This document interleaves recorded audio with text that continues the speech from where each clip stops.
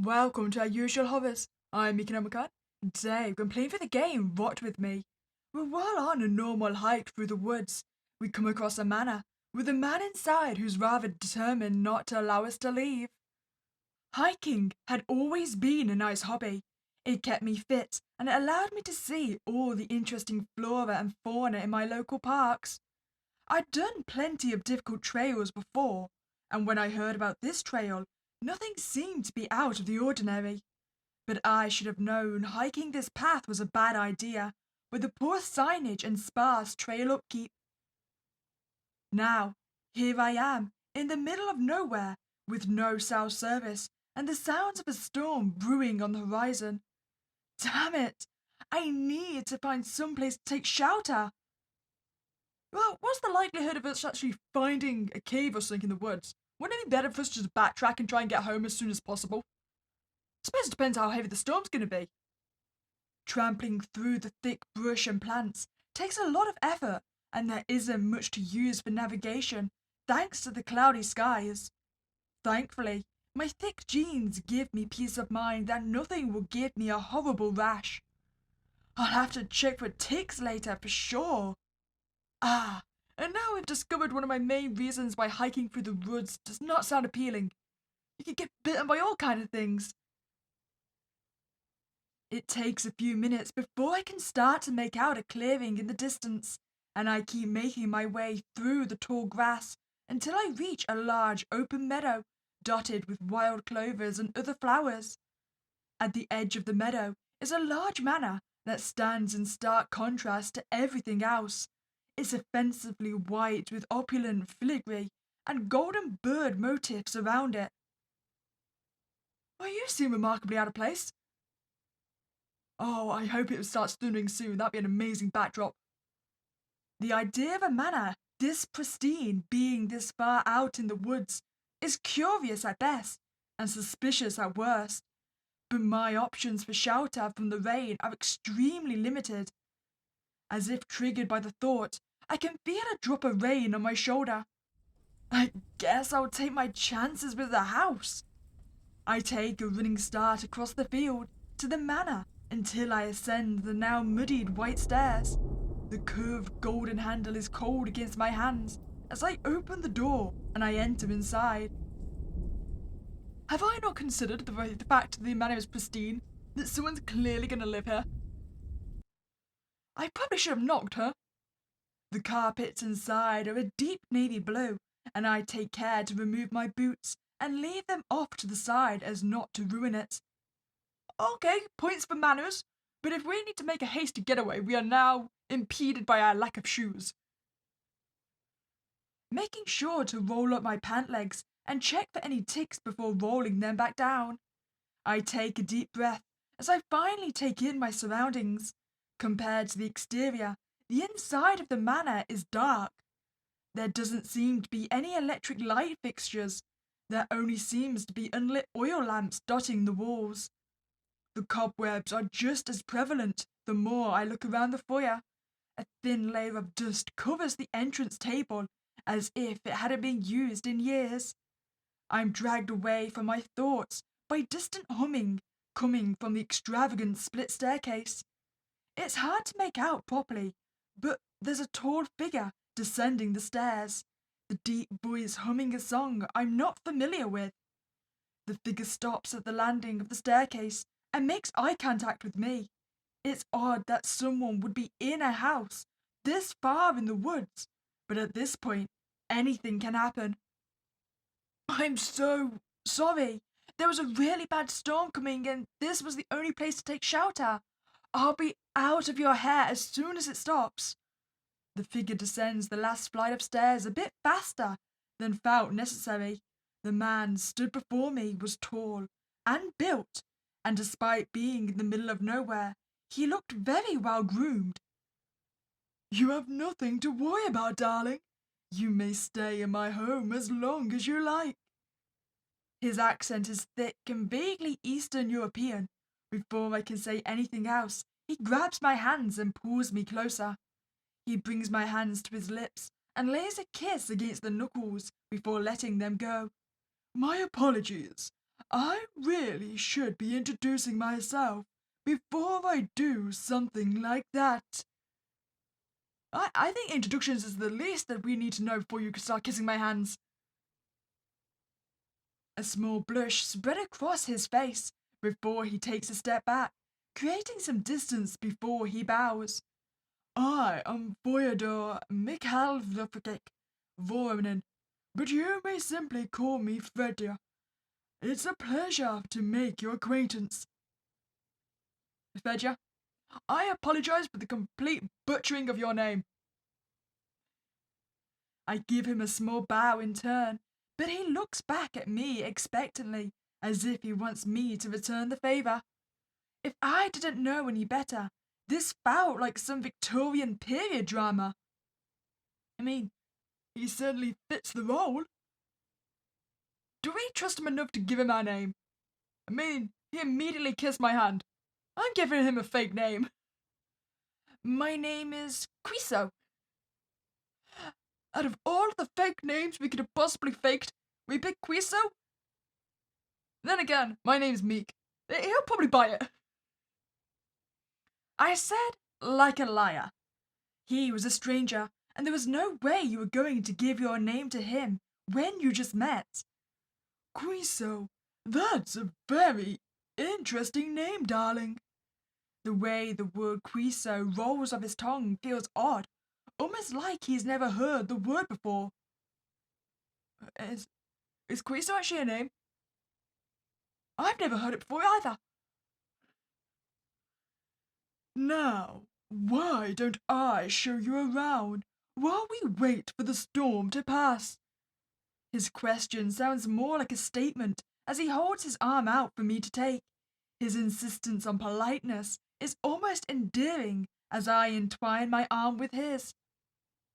He guides me down the hallway, lined with similarly opulent doors leading to different rooms in the manor. The tiles are cold against my feet, even when I'm wearing socks. So, what are you doing so far out in the middle of the woods? My family's home has been here for centuries. There used to be a road leading up to it, but it's long since been lost to time. I rarely get any visitors anymore. You're the first person to come in at least a decade, I think. Is it bad I've lost track of all the time I've spent here? Should I ask where he gets his food from? Do you just hunt in the woods? I really want to know about the scarving. I mean, this does not appear to be your skin, does it? You've got two different tonings. He lets out a small chuckle as he continues guiding me around, pointing to all the paintings lining the walls and telling me which old ancestor resides within the paint. Each painting is meticulously labeled with a person's name, date of birth, and death date. The styles vary depending on whatever seemed to be more in fashion for the time. Does that mean one of the paintings is just pure abstract? I shouldn't. It'd be rude to ask about his scars. But I really want to know about the scars. Where did you get those scars from? I say, motioning to the large Y-shaped scars across his chest, as well as the scars carved across his face, still stitched up with a thin black thread. If I looked at him closely, I could see the subtle shifts in colours of the skin separated by the stitching. Okay, so there is a colour variation. It's not just my dodgy eyes. Fyodor gives me a small smile as his head turns so he can look down to meet my gaze. The scars are just some surgeries that I've had in the past few years, not fully healing, my darling. Nothing to concern yourself with. Though I do appreciate the concern nonetheless. Despite his insistence to not concern myself with it, I find my eyes drawn to the way the scars flow along the contours of his skin. And when Fyodor goes to stretch, I swear I can see the edges of the skin of his chest pucker. Like putting on a button-up shirt and finding it's too small to fit. Silence falls over us as Fyodor leads me to a grand-looking room with several large chandeliers, a phonograph sitting on one side of the room. Fyodor lets go of my arm and steps up to the old phonograph, letting his fingers run across the dusty surface before blowing the dust off his finger. It's been such a long time since this old thing has been used. Part of me longs to host some kind of grand ball in this room again. It seems like it was only yesterday when this hall was filled with people laughing and dancing. That phonograph has to be really old. Does it even work? Let's see, shall we? Fyodor doesn't hesitate as he reaches into the bin of records next to the phonograph. His hand grazes over the records until he finds the right one and places it inside the machine, using his sleeve to wipe the dust off. He fiddles with the machine for a moment before it hums a quick hum. Miraculously, it starts playing. Fyodor lets out a small chuckle, all too proud of himself for making the phonograph work. He hums along with the song, Masquerade, Sweet, by Aran. His steps never light against the tile as he dances to the music. Why does this feel like a swarm of ghosts are suddenly going to start appearing? Or dancing together? It's almost ethereal to make as he dances his way over to me and extends his hands over towards me. Meek, would you do me the honor of being my partner? I'm kind of concerned about the context of that. Do you just mean a dance partner? Or partner in everything? I'm going to say no. I don't dance, so I'm going to have to say no. Fyodor pulls his hand away with a small sigh. He turns around and walks back to the phonograph and turns it off, putting the record away. Oh, I kind of feel bad now. Maybe I should have just danced. Part of me feels bad for ruining his good mood, but the idea of dancing with a stranger isn't the best idea. Fyodor walks back, still looking a bit disappointed as he looks into my eyes, as if he's trying to see something within them that doesn't seem to be there. I'm not your reincarnated lover. I'm telling you now. We stand there in silence for a moment. Neither of us want to say a word. There's a tense air around us, and I feel pressure to lighten the mood. I didn't mean to disappoint you. I just didn't want you to find my dancing inadequate. It's fine. Are you sure? I'm fine. I jump when I hear his voice. It's such a sharp contrast to the rather soft tone he's been speaking in since I came here. He's mumbling something to himself that I can't hear. The look in his eyes is one of disgust, as if the idea of being told no is the worst thing this man has ever heard in his life. And like that, his whole mood seems to change, and a permanent scowl seems embedded on his face. You see, this is why we should have kept our shoes on. At the same time, he seems conflicted by some other set of emotions that he refused to let me see. The look in his eyes doesn't falter as he grabs my wrist and pulls me from the ballroom and back down the hall towards another room.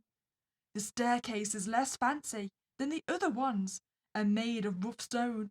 You take a moment to pause as you finish descending the stairs. Are you taking me to the dungeons? You feel your stomach drop as the room comes into view. The concrete wall is filled with anatomical diagrams and blood. Several bodies are scattered around the cramped room. Most are fully intact, but some have their skin surgically removed in certain places, or a very familiar Y-shaped scar across their torso, with their ribs and organs removed. In a small alcove of the room, there is a person tied up with duct tape and gagged, the panic on their face growing when they see Fyodor enter the room. Fyodor seems more on edge as his hand dances across a table filled with several surgical tools. He takes one of the knives off the table and walks over to the person. Their eyes widen when he comes closer, trying their best to squirm out of the duct tape to no avail. I've grown bored of you, and since none of your organs seem viable, I'll just put your body to use some other way. A dark chuckle falls past his lips as I sit there and watch him carve into this person. Their body twitches until finally it stops moving altogether. This is probably the point we should run. Voyador pulls the knife out of the person's chest, and the pressure causes blood to spray out onto him. Voyador walks back to the table and sets his knife down and finally seems to acknowledge me, but he seems erratic at this point. Darling, you aren't supposed to make me feel things like this. What? Me? I haven't felt anything like this in a century. You make my heart skip a beat whenever you speak, and I'm starting to think it's defective. Huh? Wait, did you actually know who I was before I arrived here? So I've decided my heart needs to be replaced. So stay still for me while I take yours. Well, I don't like that suggestion. I'll have you know I rather need my heart. Can't you just take the heart of the person you just murdered? I can feel my heart pounding in my chest as he says that. I try and clear my racing mind before he lunges at me. Dodge right. I run to the right and straight into the hard concrete wall. Oh, oops. I cough up a bit of blood and try to turn back, but he's already behind me. The knife plunges into my stomach. I look down as the knife wrenches upwards, and I lose consciousness as my body hits the floor. Voyador sits there, humming to himself as he rips apart the stitches holding his torso together, methodically stitching his new heart into his chest as he examines the old one. There are no physical abnormalities in the old one, no matter how hard he squints at it. He still doesn't understand why his heart still beats this way, even as he looks at the now dead corpse decorating his floor. They would make a nice meal. Ending too, I am forever a part of him. His heart beats for me, alone. Or rather, my heart beats for him, as it would be. So I wonder if I can actually escape from him. Maybe if I just dodge left instead. I dodge out of his way and run up the stairs and into the hallway. I can hear him running after me as we go through the hall and towards the foyer. Okay, now we dodge right. I turn and scramble my way to the foyer and out the door. I push the door open and run out into the rain. I don't care how wet it is. I don't care if I've forgotten my shoes and other stuff I need to leave. My heart is hammering as I disappear into the forest until I can no longer hear Voyador's voice calling for me. I find the parking lot hours later, and I have to use the emergency phone to get someone to tow my car. Wait, why don't I have my keys anymore? I don't remember putting anything else down other than, shoes. I've explained my story to the police about 10 times now, and I was finally able to make them search for the manor. 5 officers went on that search, and only one came back. My hiking boots, my IDs, and my car keys in hand. He hasn't said what happened to everyone, but I know deep down they're dead, and somewhere in that basement, and I worry every day that one day I will be there again, forced to finally give up my life for him. Ending 1. My mundane and stressful life returns. Will it be over? Or alternatively, trading 4 lives for one? Well, let's see if we can just get the charmed ending. I mean, if we can make him like us enough, maybe he'll just keep me around and keep me prisoner instead of murdering me. Let's give him our name. My name is Meek. You probably shouldn't be giving your name to a stranger, but you would be out of his hair eventually, so there was no harm in it. Right? Meek, such a wonderful name you have, darling. Now why don't I show you around while we wait for the storm to pass? Well, let's take interest in the paintings this time. Why are there no paintings of more recent relatives? The most recent painting here is from the 1810s. Also, do you have a painting we haven't seen yet? Oh, well, there's probably no recent paintings because he's the last descendant, and he's probably hundreds of, he said in a century, right? So he's hundreds of years old. Firstly, the tradition itself fell out of fashion after I had my picture painted. As for my painting, I prefer not to show it, as it doesn't feel the most flattering to me. Okay, new goal. We need to charm him enough so we can see his painting. He looks away to the other painting, a sullen look on his face, as he continues guiding me down the hall, his shoes clicking against the marble tiles. I had no idea what he could possibly see as unflattering, since the other pictures seemed to portray such stagnant normalcy to them. Like the idea posing for such a painting was nothing more than a chore, a requirement to meet someone else's standards. Then again, Voyador seemed like a person that vehemently despised the idea of being seen as normal.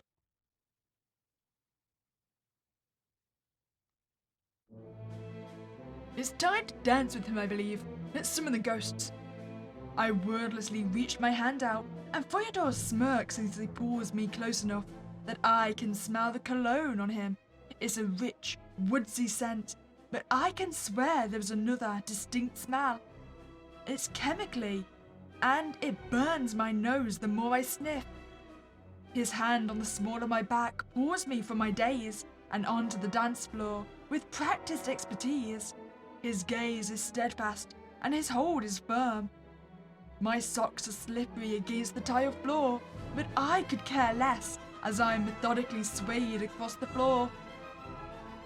Each turn, dip, and check leaves me in awe of the way he commands the room around him. Even though the room is empty, it feels like there are a dozen eyes watching, and the only thing they care to watch is us. I almost forgot I'm still wearing my scruffy hiking pants and a t-shirt. I'm pulled out of my thoughts by Voyador, pulling me close as the song crescendos, and my heart skips a beat when his face is centimeters from my own, a proud smirk on his face when he does so. As the song dies down and the phonograph stops playing, I am left speechless as Voyador's touch lingers on my sides. We let out a shared breath as we calm ourselves. Well, I would say he's suitably charmed. I swear I can feel my heart beating out of my chest as I finally pull away from him. Our eyes meet, and I swear I can see something in his eyes before he blinks and looks away. He seems surprised, almost in awe of something, but he quickly redirects and he turns back to me. That was magnificent, darling. I thank you wholeheartedly for such a thrilling experience. I've never danced with someone like that before. Well then, we'll have to do it again, sometime soon, my darling.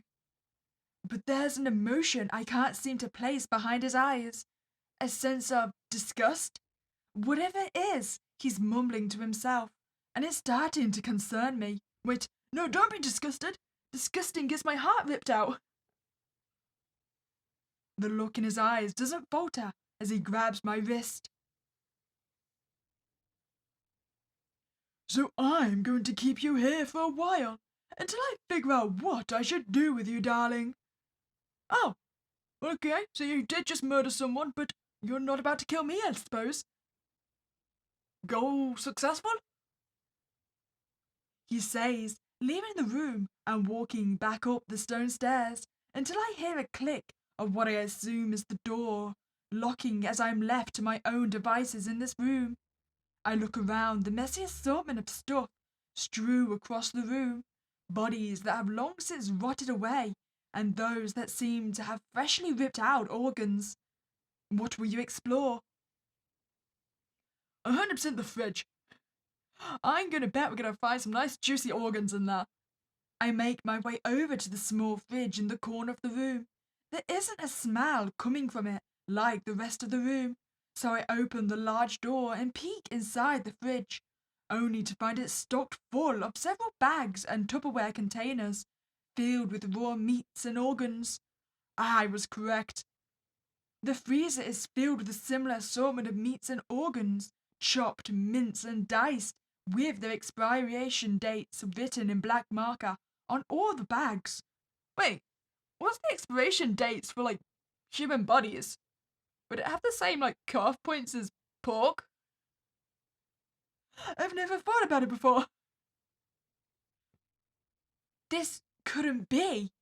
I feel myself gagging on my own spit as the idea that pops into my mind. He couldn't be eating these people when he's done with them. I close the fridge before I look any deeper into it and walk away from it to go concern myself with something else. What will you explore? How about the bookshelf then? I make my way over to the bookshelf against the wall, lined with several leather-bound books, all marked with the dates on the spines. They date back to around 1863, so I decided to pick it up. Feb 1863. I found a way to satiate it, the hunger I feel aching in my bones. When I shove my knife into a person's chest, it's the most alive I've ever felt. It's the only thing I can say I truly love. There is no person I could ever say I've ever actually cared about as much as I love my actions. But I can feel my body rotting. I refuse to let it rot when I'm not done yet. I want to indulge more. I need more. But until I find a way to give myself more time, I will continue to be restricted by this beautiful but inconvenient flesh prison I call a body. I found it. The way I can escape the bounds of this stupid vessel, so I can continue forever. It calls itself the crawling rot. It extended my life, but I found I still rot. My flesh still falls off my bones, and my organs grow weak with time. It says that this is my price for immortality, that I must constantly replace what grows old. Then it left without making me do anything in return. I guess it was simply too stupid to think I wouldn't like this arrangement. Like making my body rot was enough of a price to pay. Either way, I'm happy, and it's not like I'll ever see it again. The name signed at the end of the page takes up about half of the paper alone. Fyodor Voronin. What the hell did I just read? Has he been alive for the past 160 years? The second page contains the spell he used for summoning the entity he spoke of, the crawling rot. The only thing I need would be a dagger. What will you explore? Wait, don't give up. We want to do the ritual. Maybe we can find a dagger on the table. I mean, if we summon the demon, is that going to get Fyodor killed? We should try it. I find myself wandering over to a table with a set of 3 drawers. I open the top drawer. It's a mess with things strewn about every which way and piled upon the back of the desk. The top of the table has nothing of interest to me, just several demonic symbols of sticky notes that I'd rather test to see if they work. The inside of the drawer is cluttered with a dozen pens and pencils and other miscellaneous knickknacks. What draws my eye is the ornate dagger laying next to the other random things. It looks surprisingly sharp for something that looks more ritualistic in use. Regardless, I pick it up and put it in my back pocket for later. What will you explore? Hell yeah, we are so going to summon the crawling rot. Then it left without making me do anything in turn. That's what Fyodor's journal entry said. And if I'm right, this thing hasn't made Fyodor pay for this gift he was given. So I think it's time to make him pay. I look over the now dead corpse of the person who was just recently killed and walked over to them, pulling the dagger out and carving the symbol of the crawling rot onto their back. I would rather not use myself and risk having to make a deal. After saying a small chant and sitting there wondering if this idea will even work. But I have to try something, or I'll end up dead myself. A portal opens up, and I feel myself gag on the putrid scent that hits my nose as a tall, lanky woman steps out of it. Its figure is gaunt, and it looks like it has little to no muscle in its frame. "Oh, you seem remarkably devoid of flesh. Would you like a meal? Theodore is still here." "What have you summoned me for, mortal?" "Theodore Voronin. You made a deal with him." "And why exactly does that concern you?" "I think he should finally make due on his end of the bargain." "And what makes you think he hasn't?" "Because you haven't gotten anything in turn. How does his being immortal benefit you?" It chuckles and pats the top of my head.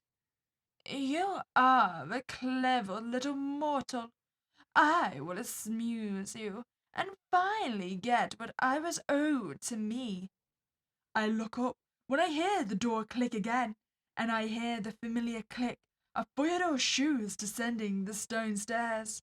When he finally reaches the end of the stairs, his eyes widen when he sees it. "Why are you here?" His arms fold, and the glare on his face shifts from being given to me and the thing you have summoned. "Because you, Ronin, are a fool for thinking someone wouldn't notice your blunder." "I have done no such thing." "Then why have I come back for your soul?" As soon as it says that, Theodore starts coughing up blood. The stitching on his chest comes undone, and he collapses onto the ground. I watch as its organs make wet plopping sounds as they fall out of his open chest cavity, and the skin on his face rots off. "Darling, you're not just going to let this happen, are you?" "Let this happen? Darling, I instigated it." "Help me! Help me! Help me!"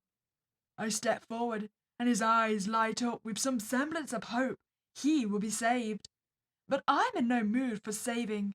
I stand there and watch as his still rotting and thrashing body is pulling into whatever plane exists beyond that portal. A smirk on my face as whatever hope he had in his eye disappears.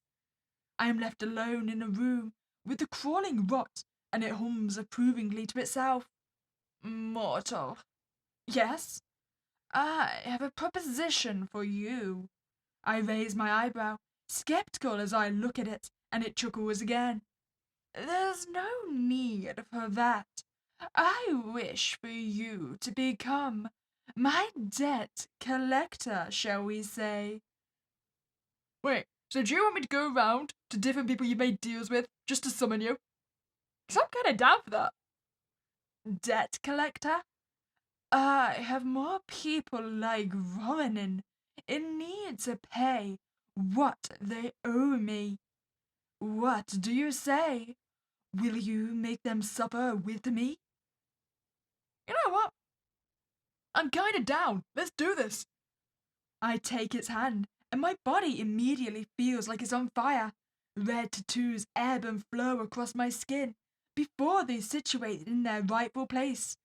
The way they etch themselves into my skin feels right. And as I follow the rot into the portal, I leave whatever is left of me behind and accept the embrace of the putrid flesh. Ending 5. A devout follower of the rot and Viscera. I would say I just became a cult member, but can you have a cult with only 2 people? But I am devout.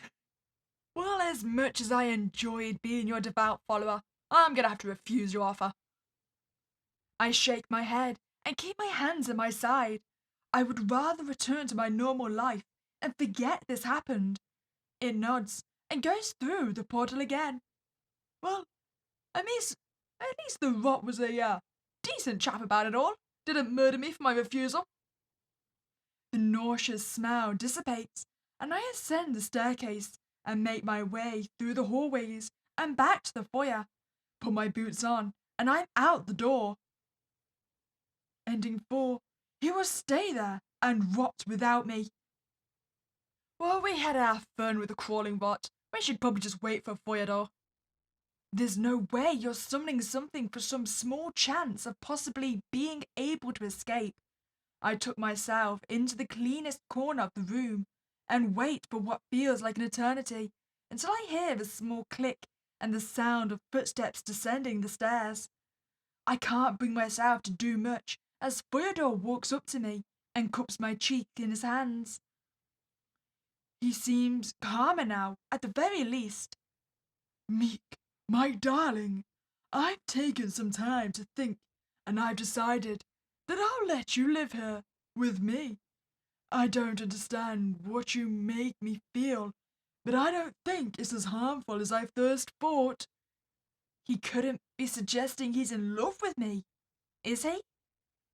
So what do you say, my dear? Will you stay with me? Oh, do I not get to say no? It's not like I can say no to him. I don't get to say no. Knowing how badly he reacted to it the last time, I bit my tongue. And that's what I continue to do as I stay in his house, my phone trashed in one argument with my IDs trashed in another. Voyador knows I hate it here, but his insistence on loving me is sickening and suffocating. I will stay here till the day I die, and even then, I will forever be a part of him. Ending 3B. The chained captive is consumed by his love. Wait, so is 3A going to be my actual ingredients? This should give us 3A then, right? You give him a small, firm nod. You didn't quite understand it, but this gentle sigh dances with you and cups your cheek seems to outweigh the horror he's drawn you into. Oh yes, a nice little dance greatly outweighs the fact we just saw him murder someone. I think this is what you might call Stockholm.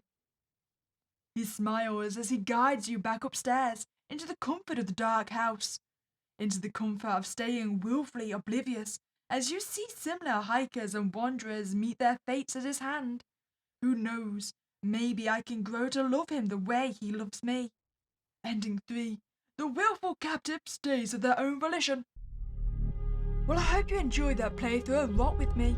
Let me know which one was your ending. I think I'm rather partial to becoming the devout follower of the crawling rot. Seems like a fun life. If you enjoyed that playthrough, I'd greatly appreciate if you subscribe to this channel and like this video. But other than that, it was a spooky day and I'll catch you next time, guys.